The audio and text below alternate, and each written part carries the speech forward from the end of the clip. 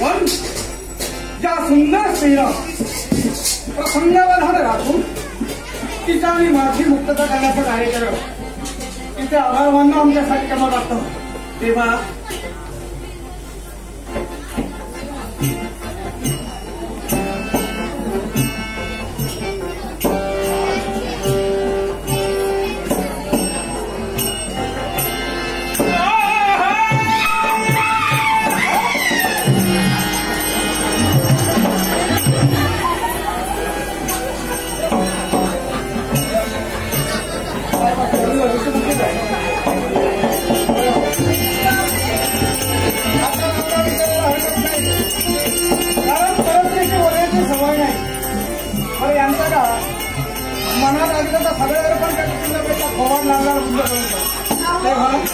आता इथं नावगा विचारावं, जमलं तर स्वस्थानी सोडावं आणि तदनंतर स्वगर्तव्यासाठी दिले.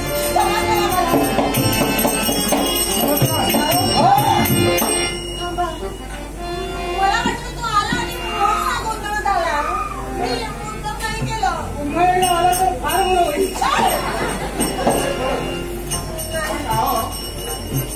काय नाव तुमचं? चांदणी. अगदी सुंदर रेहाला शोभणारा आपल्या मातृपितृ देवतेला तुमचे उपकार झाले. अहो पण कशासाठी? जर का तुम्ही त्या योग्य वेळी जर आला नसताना तर त्या नागाला संकटानं माझं काय केलं मी उपकार मानते. मी म्हणतोय माझ्यावर आलेलं अरिष्ट हिला दुरापास्त केलं ही माझे आभार मानते. हरकत नाही, मोठेपणा दिला तर घ्यायला कुणाची हरकत आहे. तेव्हा मान्य आम्हाला धावावर काही शब्द आपल्या मुखाटे बाहेर पडले नसते. आव्हान करून झाला आम्ही तुमच्याकडे पोहोचलो नसतो. प्रकार काहीतरी वेगळा घडला असता.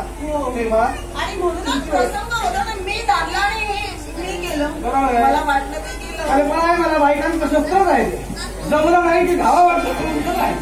बरोबर आहे. तेव्हा तुमची ओळखी आम्हाला समजली. आम्ही तुमच्यासाठी अपरिचित आहोत. निसर्ग नियम आहे. दोन अपरिचित व्यक्ती एकमेकांसमोर उभ्या राहिल्यानंतर प्रत्येकानं स्वतःला प्रत्येकाचा परिचय करून द्यायचा असतो. तुमचं आम्हाला नाव कळलं, नामविधान कळलं. आमचं नाव ऐकलं?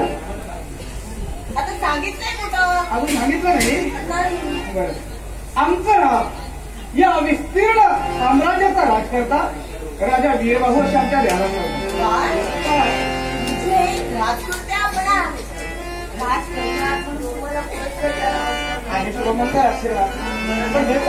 जरूर थांबा. आम्हाला आमच्या हात देते तेव्हा आम्हाला इथे जास्त वेळ थांबताना बाहुडी तुझला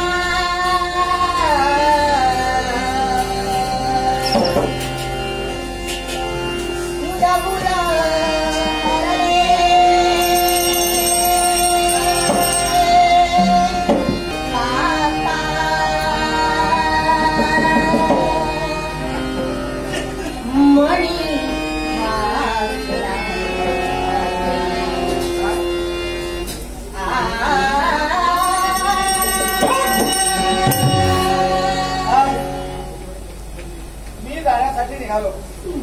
जाणाऱ्या माणसाचा मार्ग कधीही कुणी रोखू नये ही सत्य घटना आहे. तेव्हा मी निघालोय. पुन्हा जर थांबवण्याचा प्रयत्न केला नाका तोडायची घडी हे करून घेतली.